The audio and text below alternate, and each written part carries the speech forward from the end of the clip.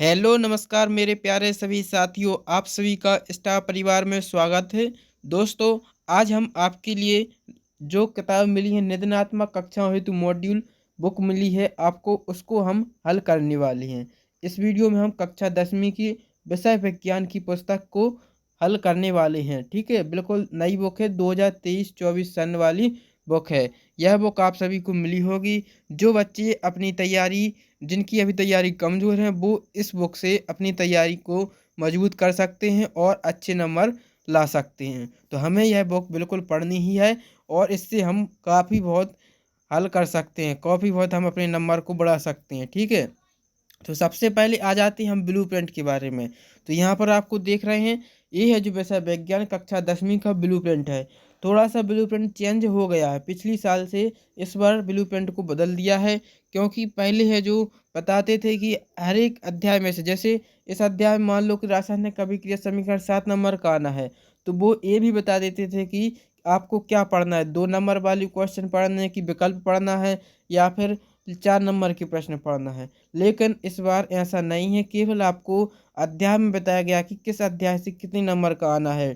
ठीक है, तो इससे क्या हो गया कि अब आपको पूरा अध्याय पढ़ना पड़ेगा। पहले क्या होता था कि हम वस्तुनिष्ठ भर पढ़ लेते थे और बाकी को छोड़ देते थे, तो इसलिए ब्लू प्रिंट में बदलाव किया है। अब बताया कि अध्याय से कितने नंबर का आना, तो जैसे देखिए रासायनिक अभिक्रिया एवं समीकरण, इससे 7 नंबर का आना है।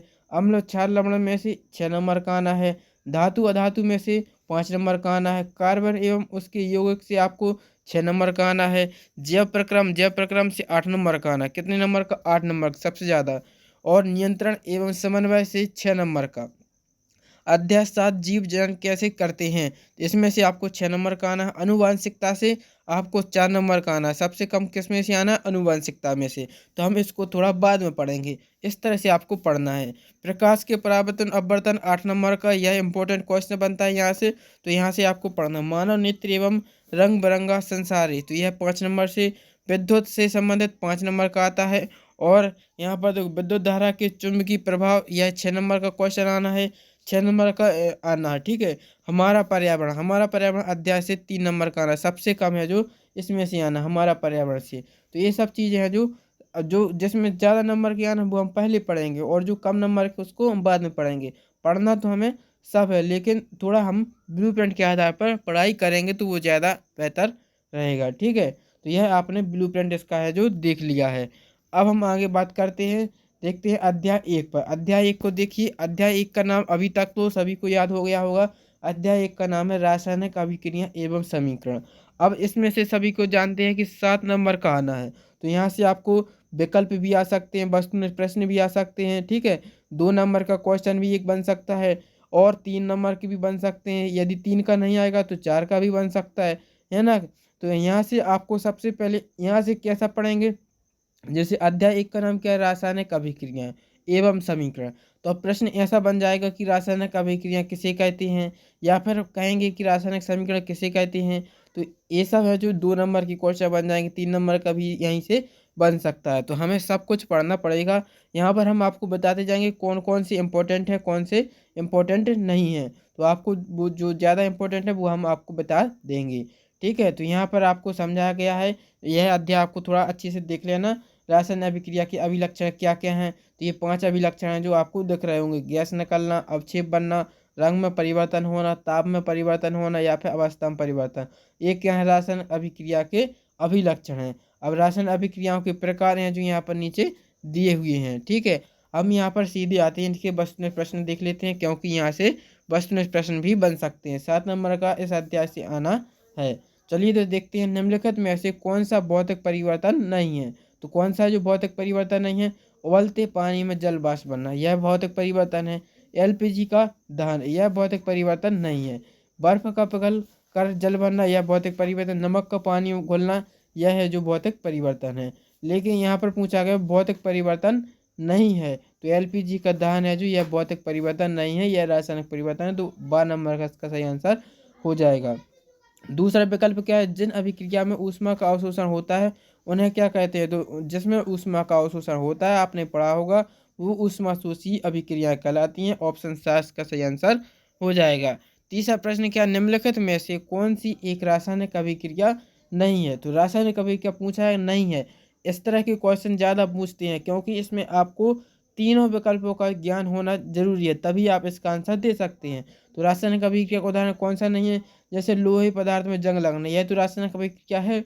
भोजन का पकना, भोजन का पकना यह भी रासायनिक अभिक्रिया है। बर्फ का पिघलना, यह रासायनिक अभिक्रिया नहीं है, भौतिक अभिक्रिया है, इसलिए इसका सही आंसर हो जाएगा।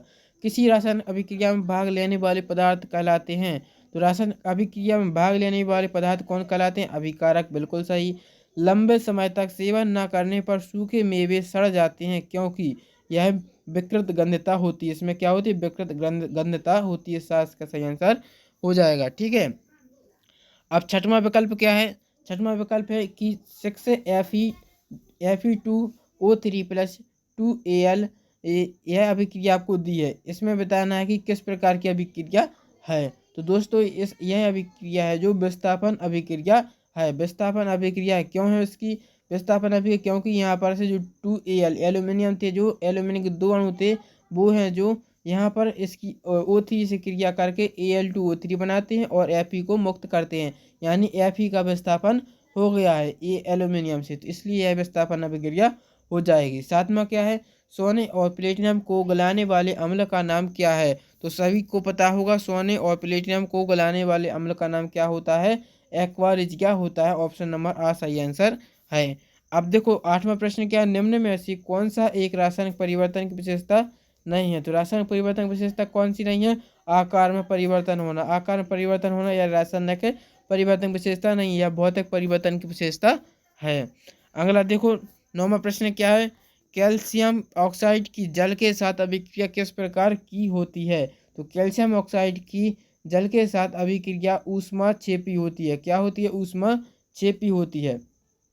यदि मैग्नीशियम रिबन को वायु में दहन किया जाए तो चमकदार श्वेत लौ उत्पन्न होती है, यह श्वेत चूर्ण में परिवर्तित हो जाता है। यह चूर्ण रासायनिक रूप से है, तो यह क्या, मैग्नीशियम हाइड्रोक्साइड है, मैग्नीशियम हाइड्रोक्साइड। ऑप्शन नंबर बा सही आंसर हो जाएगा।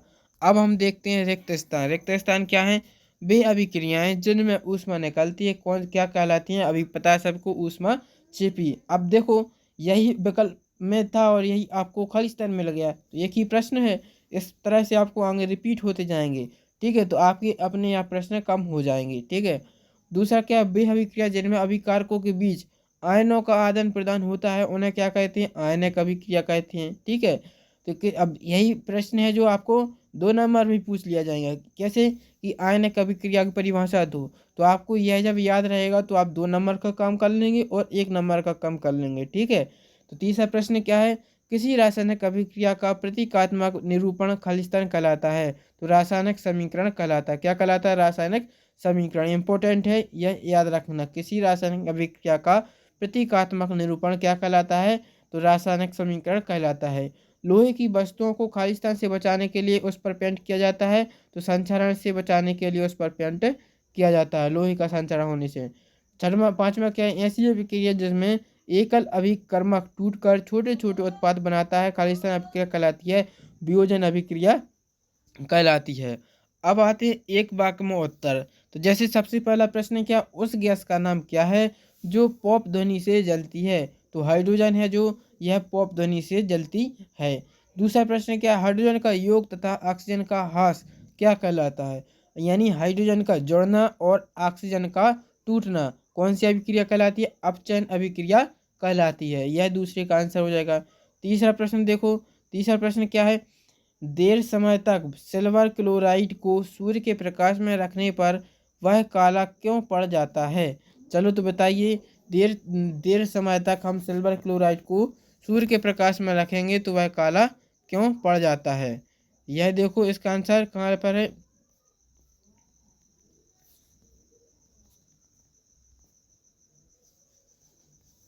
ठीक है, तो इसका यहाँ पर देखो सिल्वर क्लोराइड का अपचयन हो जाना, इसका उत्तर क्या है, सिल्वर क्लोराइड का अपचयन हो जाता है। अब चौथा प्रश्न आता है, सत्य असत्य को चुनना है। पहला क्या है, सल्फ्यूरिक अम्ल का तनुकरण ऊष्माशोषी अभिक्रिया है, यह सत्य है कि असत्य, बिल्कुल गलत है, असत्य है। ठीक है, तो यह क्या हो जाएगा, असत्य। दूसरा क्या है, जो पदार्थ ऑक्सीकृत हो जाते हैं वे ऑक्सीकारक कहलाते हैं, यह भी गलत है, असत्य हो जाएगा। ठीक है, श्वसन ऊष्माक्षेपी अभिक्रिया है, यह सत्य है। श्वसन है जो ऊष्माक्षेपी अभिक्रिया, क्योंकि इसमें ऊष्मा का उत्पन्न होती है। लोहे में जंग लगना भौतिक क्रिया है, तो यह गलत है क्योंकि यह रासायनिक अभिक्रिया है। ठीक है, तो पहला क्या असत्य, दूसरा सत्य, तीसरा सत्य, बाकी सभी असत्य हैं। अब जोड़ी मिलानी है, तो जोड़ी है जो किस तरह से मिलाएंगे, ऊष्मा के द्वारा अपघटन। ऊष्मा के द्वारा अपघटन क्या कहलाता है, यह है जो ऊष्मीय अपघटन हो जाएगा। ठीक है, फिर क्या लगेगा, प्रकाश के द्वारा अपघटन, तो प्रकाशीय अपघटन हो जाएगा। और विद्युत के द्वारा अपघटन, तो यह विद्युत अपघटन हो जाएगा। और ऊष्मा का अवशोषण, ऊष्मा का अवशोषण क्या कहलाता है, ऊष्मा शोषी। और ऊष्मा का उत्पन्न होना तो ऊष्मा क्षेपी। ये हैं जो इसकी जोड़ियाँ मिल जानी हैं। अब देखो 2 नंबर के जो प्रश्न है उसमें भी आपको सेम क्वेश्चन मिल जाएंगे, क्योंकि हमने यही आपको विकल्प में भी देख चुके हैं। क्या लिखा है, वायु में जलाने से पूर्व मैग्नीशियम रिबन को साफ क्यों किया जाता है। चलो यह इंपॉर्टेंट क्वेश्चन है, यह भी कई बार पूछा गया है। तो इसका उत्तर लिखिए, मैग्नीशियम रिबन के ऊपर मैग्नीशियम ऑक्साइड की परत जम जाती है, जिसे हटाने के लिए वायु में जलाने से पूर्व मैग्नीशियम रिबन को साफ किया जाता है। ठीक है, तो ये इतना आपको लिख देना है, यह इसका आपको आंसर मिल जाएगा। अगला देखो, श्वसन को ऊष्माक्षेपी अभिक्रिया क्यों कहते हैं। देखो दूसरा क्वेश्चन अभी हमने विकल्प में भी पढ़ा, खलिस्ता में पढ़ा, रिपीट हो गया क्वेश्चन। इस तरह से आपको क्वेश्चन छोटे लगने लगेंगे। श्वसन एक मंद दहन ऑक्सीकरण की अभिक्रिया है, जिसमें कार्बन डाइऑक्साइड जल वाष्प एवं एटीपी के रूप में ऊष्मा निकलती है, अतः ऊष्माक्षेपी अभिक्रिया है। ठीक है, इतना सरल क्वेश्चन बिल्कुल सरल भाषा में इसमें दिया है, आपको दो बार पढ़ेंगे तो याद हो जाएगा। ठीक है, अब तीसरा प्रश्न देखो क्या है, अपक्षेपण अभिक्रिया से आप क्या समझते हो, उदाहरण देकर समझाइए। तो अपक्षेपण अभिक्रिया क्या है, देखो नाम क्या है, अध्याय का नाम है रासायनिक अभिक्रिया और समीकरण। तो जितनी भी अभिक्रियाएं यहाँ पर मिल रही हैं, आपको अभिक्रिया की परिभाषा से रट लेनी है, क्योंकि कोई भी अभिक्रिया परीक्षा में पूछ ली जा सकती है। तो अपक्षेपण अभिक्रिया क्या है, जब दो क्रियाकारकों या फिर इनको क्या बोलेंगे हम, अभिकारकों, जब दो अभिकारकों के विलयन आपस में अभिक्रिया करके अविलेय ठोस उत्पाद बनाते हैं, तो उस विलयन में उस ठोस के कण अवक्षेपित हो जाते हैं। इस क्रिया को क्या बोलते हैं हम, अवक्षेपण अभिक्रिया कहती हैं। अब दो क्रिया कारक यहाँ पर देखो, BaCl2 और Na2SO4 दो अभिकारक हैं। अब इन्होंने विलयन में क्रिया की और क्या बनाया, तो BaSO4 बनाया और NaCl बनाया। यहाँ पर BaSO4 आ गया और NaCl आ गया। तो ये क्या है, जो ठोस अवक्षेप बनाती है, यानी Cl जो यह ठोस अवक्षेपित हो गया है, तो इसलिए इस अभिक्रिया क्या बोलते हैं हम, अवक्षेपण अभिक्रिया बोलते हैं। आगे देखो क्या है, तेल एवं वसायुक्त पदार्थों को नाइट्रोजन से प्रभावित क्यों किया जाता है। ठीक है, तो इसका आंसर लिखिए, तेल व वसायुक्त खाद्य सामग्री वायु या ऑक्सीजन के संपर्क में अधिक समय तक रहने पर उपचयित होकर अपना स्वाद एवं गंध बदलकर विकृत गंध हो जाते हैं, इसलिए इन्हें नाइट्रोजन जैसे कम सक्रिय गैसों से प्रभावित किया जाता है। अब देखो अगला इंपॉर्टेंट क्वेश्चन क्या है, संयोजन अभिक्रिया। संयोजन अभिक्रिया भी इंपॉर्टेंट है। संयोजन अभिक्रिया क्या है, वे रासायनिक अभिक्रिया जिनमें दो या दो से अधिक तत्व या फिर यौगिक संयुक्त होकर यानी मिलकर एक उत्पाद बनाते हैं, संयोजन अभिक्रिया कहते हैं। नाम से देखो, संयोजन यानी जुड़ना, यानी क्या हो गया, जब दो उत्पाद हैं, जो दो या दो से अधिक उत्पाद हैं जो जुड़कर एक उत्पाद बनाते हैं, तो वह संयोजन अभिक्रिया हो जाएगी। जैसे यह सभी को याद रहती है, C+O2 बराबर क्या बनता है, CO2, या फिर एक यह याद रख लीजिए, H2+O बराबर क्या हो जाएगा, H2O। ठीक है, ये हैं जो संयोजन अभिक्रिया के उदाहरण हैं। अब देखो रेडॉक्स अभिक्रिया, देखो रेडॉक्स अभिक्रिया किसे कहते हैं, यह भी इंपॉर्टेंट है क्वेश्चन। हम बोल रहे हैं आपको अभिक्रिया तो सभी याद कर लेनी है। रेडॉक्स अभिक्रिया क्या है, वे रासायनिक अभिक्रिया जिनमें एक अभिक्रिया का उपचयन होता है तथा दूसरे का अपचयन हो जाता है, वो रेडॉक्स अभिक्रिया कहलाती हैं। जैसे क्या लिखा है, Fe2O3 + 3CO, इसमें क्रिया करके क्या बना, 2Fe बन गया और 3CO बन गया। अब देखो अपचयन, दो पहली अभिक्रिया जो पहली उत्पाद है, इसमें क्या होगा, जिनमें पहली अभिक्रिया का क्या हुआ, उपचयन हो गया और दूसरी का क्या होगा, अपचयन। उपचयन और अपचयन देखो कैसे हो गया, यहाँ पर दो Fe थे तो यहाँ पर इलेक्ट्रॉन 2Fe अलग हुए और O3 थे जो यहाँ से O3 है जो CO2 में जुड़ गया, तो यहाँ से ऑक्सीजन का निकल गया, ऑक्सीजन है जो निकल गया और यहाँ पर ऑक्सीजन जुड़ जाता है। ठीक है, सातवां प्रश्न क्या है, लोहे की वस्तुओं को हम पेंट क्यों करते हैं, जंग से बचाने के लिए उसमें पेंट किया जाता है। 8वां प्रश्न क्या है, सोडियम को मिट्टी के तेल में डुबोकर क्यों रखा जाता है? क्योंकि सभी जानते हैं सोडियम है जो अधिक क्रियाशील धातु है और हवा के स्वतः जलने में संपर्क में आती तो सोडियम ऑक्साइड निर्माण करती है, इसलिए सुरक्षित रखने पर तथा आग में आग को रोकने के लिए सोडियम को मिट्टी के तेल में डुबोकर रखा जाता है। 9वां प्रश्न देखो, दवा की बोतल अधिकांशतः रंगीन होती हैं क्यों? दवा की बोतल अधिकांशतः रंगीन होती हैं क्योंकि दवाएं प्रकाश की उपस्थिति में आक्सीकृत हो जाती हैं और विषैली हो जाती हैं, अतः इसे रोकने के लिए दवाओं को बोतल को रंगीन बनाया जाता है। 10वां है वियोजन अभिक्रिया, इंपॉर्टेंट क्वेश्चन। जिस अभिक्रिया में एक जटिल पदार्थ टूटकर छोटे छोटे पदार्थ उत्पाद प्रदान करता है वियोजन। संयोजन अभिक्रिया की बिल्कुल उल्टी है वियोजन अभिक्रिया। जैसे CuSO4 था, यह टूटकर दो अणु बन गए, Cu अलग हो गया और SO4 अलग हो गया, तो यह जो वियोजन अभिक्रिया का उदाहरण है। अब यहाँ से 3 नंबर के क्वेश्चन आते हैं। इसके आगे 3 नंबर के क्वेश्चन में आपको क्या क्या पढ़ना है, देखो यहाँ पर जो क्या होता है, इनमें से क्वेश्चन बनते हैं। जंग धातु का एक टुकड़ा कॉपर सल्फेट के विलय में डालते हैं, क्या होगा? ठीक है, ये ऐसे क्वेश्चन है जो आपको पढ़ लेने हैं। ठीक है, यह आपको देख लेने हैं यहाँ से। और कौन से, यह आपने पढ़ा लिया, विस्थापन अभिक्रिया और रेडॉक्स अभिक्रिया भी हो सकती है, एक उदाहरण देकर समझाइए, यह इम्पोर्टेंट है। और तीसरा प्रश्न भी इम्पोर्टेंट है। और यह देखो आलू के चिप्स वाला चौथा प्रश्न भी इम्पोर्टेंट है। ठीक है, यह आपको देख लेने हैं। और आगे देखते हैं 4 नंबर प्रश्न। तो इसमें से 4 नंबर का प्रश्न है, जो पहला प्रश्न आपको पढ़ लेना है और दूसरा प्रश्न, दोनों प्रश्न आपको पढ़ लेने हैं। तो अध्याय 1 से आपको इतना ही पढ़ना है। ठीक है, तो यह अध्याय 4 से यह क्वेश्चन भी बनता है। तो यहाँ से जो छोटे छोटे क्वेश्चन हम वो ये जो हमने 2 नंबर में पढ़ लिए, अब 2 क्वेश्चन मिला के एक क्वेश्चन बना दिया तो 4 नंबर का क्वेश्चन बन जाएगा, क्योंकि इसमें ऊष्मा क्षेत्र ऊष्मा शोषी अभिक्रिया पूछ लिया, यहाँ पर संचरण पूछ लिया। ठीक है, तो यही क्वेश्चन है जो हमने अभी पढ़ चुके हैं, वही आगे आपको 4 नंबर में बन जाएंगे। तो आज हमने अध्याय 1 रासायनिक अभिक्रिया को देखा। यदि आपको यह वीडियो पसंद आया तो चैनल को लाइक करें और सब्सक्राइब जरूर करें।